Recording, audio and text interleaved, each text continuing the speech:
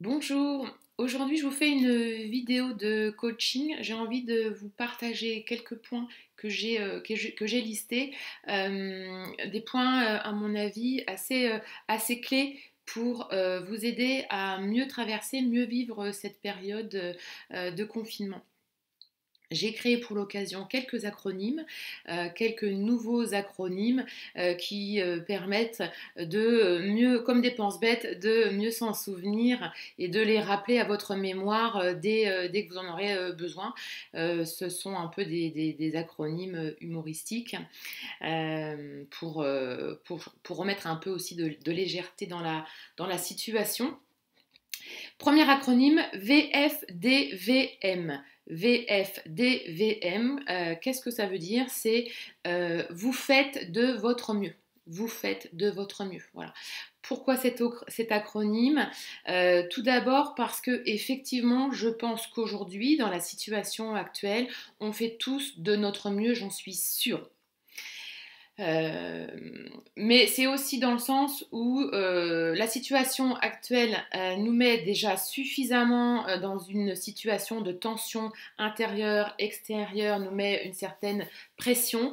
Je pense que et au moment où vous allez vous dire ah j'ai pas fait tout ce que je voulais faire dans ma journée, j'ai pas fait tout ce que j'avais noté sur ma liste, ou éventuellement pour la fin du confinement je m'étais fixé tel objectif et je n'y arriverai pas, j'arrive pas à faire la moitié de ce que je voulais faire, etc. Donc cet acronyme, vous faites de votre mieux, c'est aussi pour que vous vous rappeliez régulièrement, tous les jours, voire plusieurs fois par jour, que relativisez et ne culpabilisez pas. Hein. Vous faites de votre mieux, c'est sûr, on fait tous de notre mieux et c'est déjà super important, capital d'en être là, c'est le plus important en fait, de savoir qu'on fait de notre mieux et à chaque jour, on essaye effectivement d'en faire un peu plus, mais relativiser effectivement relâcher la pression, les exigences que vous pouvez vous mettre parce que ça va vous rajouter de la difficulté à vivre bien cette situation. Donc redites-vous bien, je fais de mon mieux, je fais de mon mieux, je fais de mon mieux et c'est la vérité en plus. Hein. Ça va vous décharger de culpabilité et d'émotions comme ça parasites qui vont vous alourdir en plus. Voilà.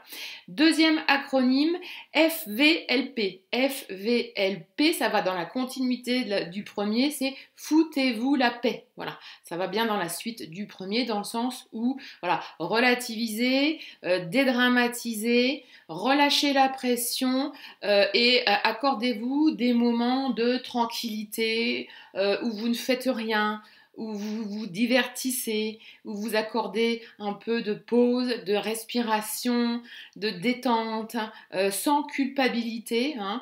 Et ces moments de plus, ils sont vitaux puisque c'est dans cela que vous allez vous ressourcer pour avoir à nouveau de nouvelles idées, de l'inspiration. Donc clairement, voilà, foutez-vous la paix, c'est le deuxième acronyme. Le troisième, FVP. Faites-vous plaisir. Donc ça va bien dans la continuité. Créez-vous des moments vraiment où vous vous faites plaisir. Ponctuez votre journée de plein de moments où vous vous faites plaisir. Identifiez ce qui vous met en joie, ce qui vous met dans une bonne énergie assez rapidement. J'imagine que vous avez dû identifier depuis le début du confinement des choses où vous constatez que ça vous change un peu d'énergie, que ça vous change d'état d'esprit et que ça vous recharge en même temps. Hein. Donc ça peut être, moi par exemple, ça va être du chant ou des moments d'exercice dans la journée. Donc je sais que je ponctue ma journée d'exercice physique, de moments de musique, de danse, de chant, de choses qui vont qui vont faire travailler d'ailleurs mon hémisphère droit, qui vont me mettre dans du ressourcement, mais de la joie et de l'émotion joyeuse. Et ça, c'est très très important de cultiver ces émotions de joie. Parce que on pourrait se dire oui, c'est égoïste, il faut être altruiste. Oui, mais avant d'être altruiste, avant de pouvoir contribuer au monde, il faut déjà avoir travaillé en soi pour dégager une bonne énergie, contribuer voilà, dans dans un bon sens, on va dire. Hein, voilà. Le quatrième point que je voulais aborder avec vous, c'est ce que j'appelle le temps responsable. C'est important, effectivement, plutôt que d'être branché en direct, branché sur la prise de BFM à tout moment de la journée et de vous laisser envahir par des nouvelles négatives ou des champs aussi énergétiques négatifs. En tout cas, ce temps responsable, ce serait intéressant que plutôt que d'être branché sur les infos non-stop, c'est simplement vous accorder un ou moins ou plusieurs moments dans la journée pour vous informer de manière correcte, c'est-à-dire ne pas vous laisser complètement envahir par le flot d'informations, etc. Mais choisir vos sources d'informations, choisir vos médias, lire un ou deux articles de fond régulièrement pour avoir l'impression de vous informer, d'éclaircir la situation, de mieux la comprendre, petit à petit, voilà, de croiser les informations et de monter votre niveau de compréhension de la situation, de sorte de ne plus vous sentir victime, de sorte de ne pas vous sentir subir complètement ce qui se passe. Parce que se sentir victime ou subir, ça amène de la frustration, ça amène de la colère. Et vous n'en avez pas forcément conscience, mais donc ensuite, ça alimente un cercle vicieux à l'intérieur, dont je reparlerai juste après. En tout cas, voilà, ce temps responsable, en plus, va vous permettre d'être plus acteur de votre vie et acteur de la situation et d'être plus dans l'action. Donc, avoir ce temps responsable pour clairement se concentrer un moment vraiment délimité dans le temps, ça peut être le matin ou pendant la pause déjeuner ou autre, où vous allez chercher, vous avez identifié quelques médias où a priori ils sont dans la neutralité, l'objectivité, avec des sources fiables, etc., voire recouper les articles et les sources pour petit à petit vous faire une idée, un avis, une opinion de la manière la plus objective possible et qu'elle soit alimentée. Voilà. Et petit à petit, chaque jour, vous allez voir que les choses vont évoluer aussi dans votre tête et même dans vos émotions. Vous allez voir que petit à petit, vous allez vous sentir de moins en moins victime, frustré ou dans la dépendance du gouvernement, dans la dépendance des uns et des autres. Voilà. Donc ça, c'était pour le quatrième point, temps responsable. Le cinquième point, c'est mettez votre attention, j'en ai déjà parlé, votre attention sur la direction et la nature de vos pensées et de vos émotions. C'est éventuellement donc rajouter un peu de conscience, observer dans un premier temps à quoi vous accordez, à quoi vous pensez. Quelle est la nature et la qualité de vos pensées, de vos émotions également, comment vous passez vos journées et voire éventuellement pourquoi pas le noter petit à petit sur un carnet et dire et puis avec honnêteté et objectivité, ça va vous servir pour après, donc essayez de voir les choses le plus honnêtement possible. Est-ce que vous alimentez des pensées voilà, qui vont être plutôt négatives, dans la frustration, dans la colère, dans l'agressivité et également donc des émotions que vous allez ressentir et qui vont baigner tout votre être, toutes vos cellules et que vous allez donc ça alimente un cercle vicieux en vous. Donc la question voilà, en plus ça vous le faites pour vous, mais vous allez le faire aussi, du coup ça va avoir un impact sur vous, sur les autres, sur votre environnement. Essayez de voir si comment vous vous nourrissez de pensées et d'émotions. Hein.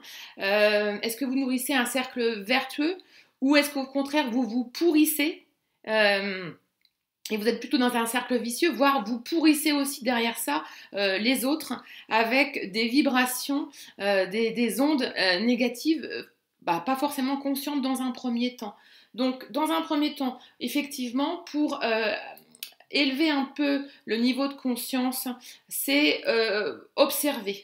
Essayer d'être le plus objectif possible Sur comment ça fonctionne en vous en ce moment ou de manière générale. Est-ce que vos pensées, petit à petit, vous voyez, vous identifiez que vous êtes plutôt dans la victimisation ou dans le rejet ou d'être dans l'opposition systématique? Essayez de voir un petit peu vos mécanismes de pensée et d'émotion aussi que ça génère en vous.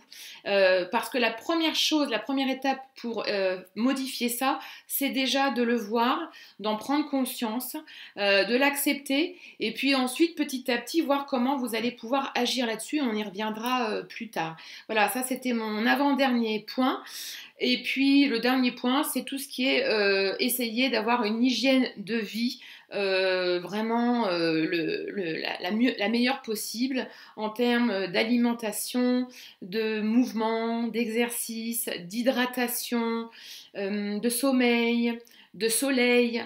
La première chose la plus importante et la plus facile à faire, c'est la respiration, par exemple, puisque c'est ça qui va pouvoir vous aider à modifier petit à petit la nature de vos pensées et de vos émotions.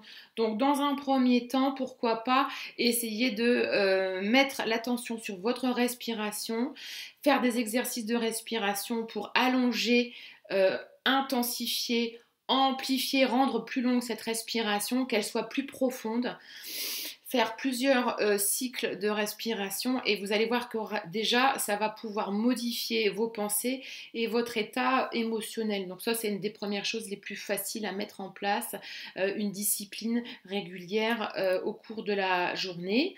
Voilà, tout ce qui est hygiène de vie, ça peut être aussi l'objet un petit peu d'une rééducation à différents niveaux des piliers de ce qu'on appelle nous dans la méthode de coaching saine que j'utilise, le triangle neurochimique, neurobiochimique du bien-être. Donc voilà, pour résumer un petit peu tout ce que je vous disais depuis le début, c'est essayer d'alimenter le plus possible, de vous alimenter en énergie positive, de ressentir de la joie et de rayonner aussi dans vos actes, dans vos paroles, dans vos pensées autour de vous, avec cette légèreté et cette joie qui va pouvoir... c'est des graines que vous semez en fait. Hein. Et c'est même un acte de courage en fait que de prendre les choses en main déjà pour soi et de donner l'exemple aux autres, même si effectivement on pourrait se dire oui mais autour de moi les gens ils font pas ça, ils respectent pas les règles, nanana, ils sont pas conscients, ils font n'importe quoi. Oui mais c'est déjà pour vous que vous le faites, pour votre état de santé physique, mentale, émotionnel et puis ensuite éventuellement pourquoi pas semer des graines et impulser, montrer l'exemple, donner l'inspiration aux autres et c'est peut-être effectivement par ces petites graines les unes avec les autres de tous le plus possible qu'on va pouvoir modifier les choses. Voilà, c'était ma petite séance de coaching d'aujourd'hui et puis je reviendrai plus tard aussi peut-être avec des exercices pratiques encore pour travailler tout ce qui est courant neuro-émotionnel serviable comme la joie, l'enthousiasme, la certitude, la détermination. Il y a des exercices concrets, pratiques qu'on peut mettre en place tous les jours, plusieurs fois par jour pour élever notre fréquence vibratoire aussi et surtout notre état de bien-être. Voilà. Je vous dis à très bientôt et je vous souhaite une très bonne journée.